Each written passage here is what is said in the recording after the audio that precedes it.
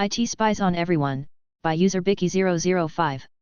Story takes place before GDPR rules, around 2017, for context. Was working internal service desk for company of around 700 employees. We had an annual target where we would all get a bonus if the goals were met.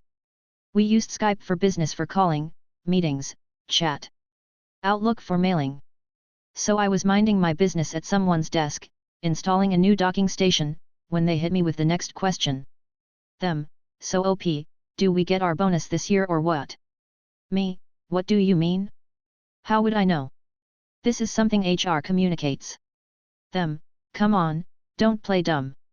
We know you read all our Skype messages and Outlook mails, so you probably already know if the target is met. So how about it? I couldn't even react to this. This was a genuine question from a group of ladies. Do they think we have the time for that? What do you think we do all day? Thousands of mails are sent per month, don't even know the numbers for chats. Have you considered not giving the administrator password to everyone, by user-entical? If everyone involved were honest, I imagine the conversation would go like this. Hello, I am $manager from $customer company and I need assistance with a bug. Some important files have again been changed / moved / deleted / defaced. Hello, I am $OP, your stupidly expensive consultant here to fix your mess, again. This is not a bug, the files were modified on $date by the administrator account. That's not possible, I'm the only person using the administrator account and I didn't do anything. Are you 100% sure? If so, you may have a security breach and I will need to alert everyone, change passwords, etc. etc. No, don't change the password, otherwise I'll need to tell everyone all over again. Everyone? You said you are the only person with the password. Well, of course my coworker has the password for when I'm out. And my team for the jobs I don't want to do myself. And the CEO because he asked, and how can you say no to the CEO? I'll pretend I didn't hear that. Don't put it into an email or I'll be forced to reset your passwords for real. You know that you shouldn't share passwords, right? But we all need to work on this and we all need the highest permissions, and anyway I trust everyone not to do anything wrong, ever. Sure, I guess those files got deleted all on their own. It must have been the new employee, they're very stupid, it won't happen again. Right. Listen, this is the 24601th time this happened already. How about we make individual, named accounts for everyone here? I'll even give you all admin privileges, even though I know it's a bad idea, because I know you'll share passwords anyway, and at least next time someone breaks something we'll know exactly who it is and we can go frown at them and get them some basic remedial computer training. That would be smart, and save us a lot of money and headaches in the long run, so I have to refuse. We will continue with the current system of letting everyone use the administrator account, and I'll call it in a couple of weeks when I fuck up something else. I meant the intern, it was definitely the fault of an intern. Sure thing, that'll be 1K and thanks for your contribution to my quarterly bonus. Fictional conversation, real customer. Instead they just insist they have no idea what's happening and I have to roll with it. Take it from me, consultants are not paid for their expertise, we're paid not to laugh in the customer's face when they lie to us about their shitty security practices. 1-star service rating, files missing, by user Toxic Bean Farts. I recently ran into an old work colleague and he asked during our conversation, hey, do you remember getting called into the principal's office, director of IT, over Tim Jim's, not the real username, rating. Long one, but I think it needs the groundwork laid. This happened some time ago. We had temp agency people come in during a big hardware or OS upgrade. Novel to Pasco, Windows 2000 to Windows XP, Dell to HP, back to Dell and then to Lenovo, etc.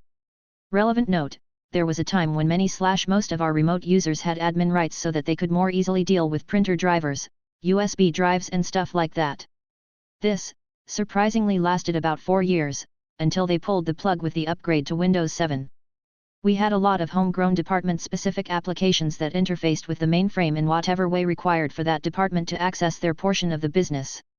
Some of it required hands-on configuration. We had an OS and applications image for each of the main departments. Some of those builds were install and go.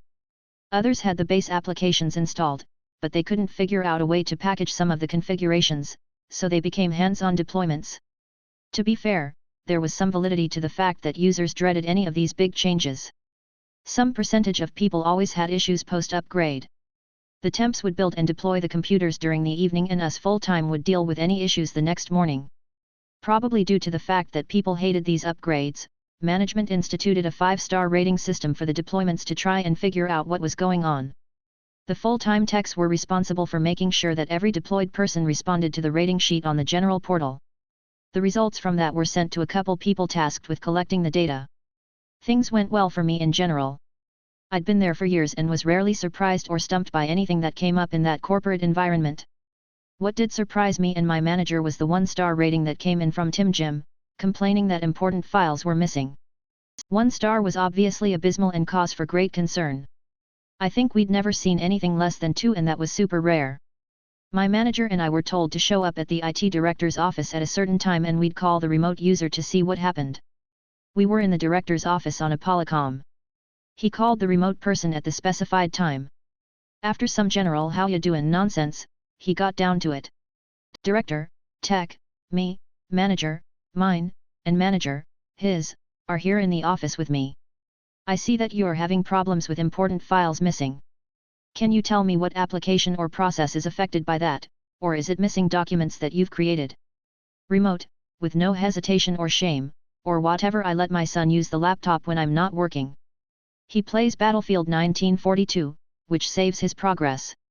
When I got this new laptop and reinstalled the game, none of those files were there, so he had to start all over again. I looked at my manager, who I've said before was the best that you could ever want.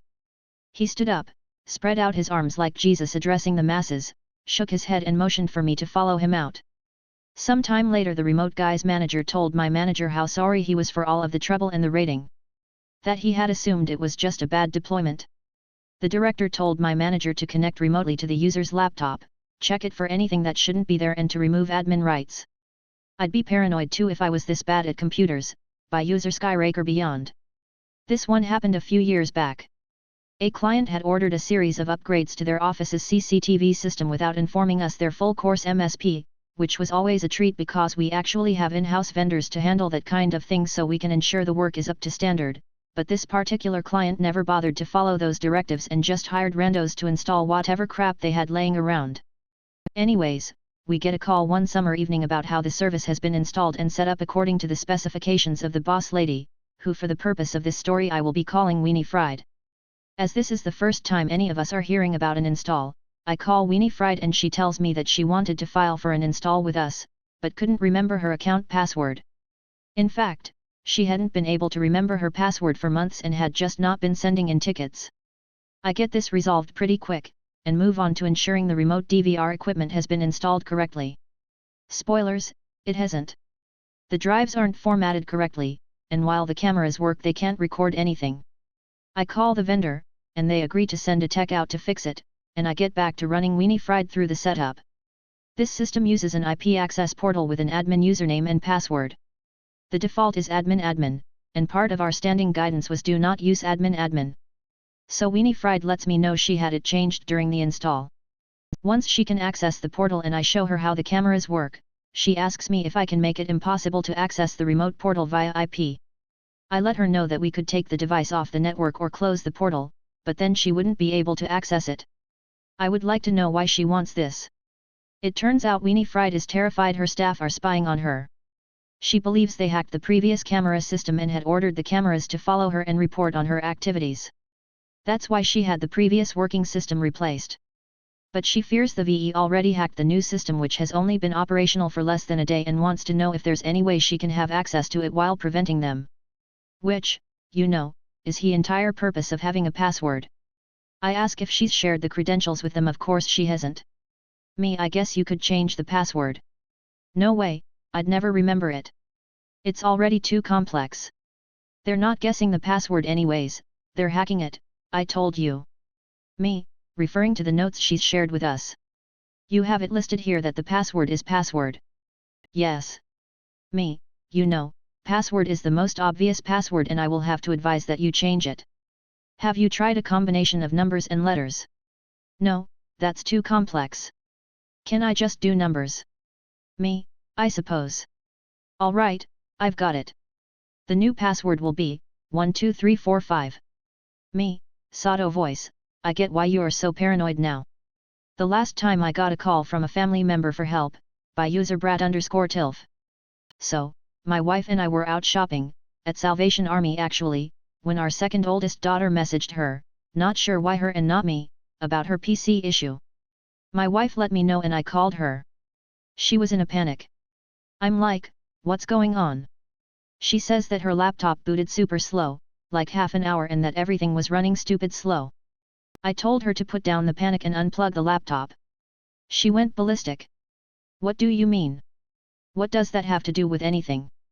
Honey, for me, just please unplug the goddamn laptop. A little bit more grumbling and she agreed to pull the damn plug. So what happened, I asked. It's working normal again. Yes, I know it is. Go buy yourself a new power supply. Smiley face.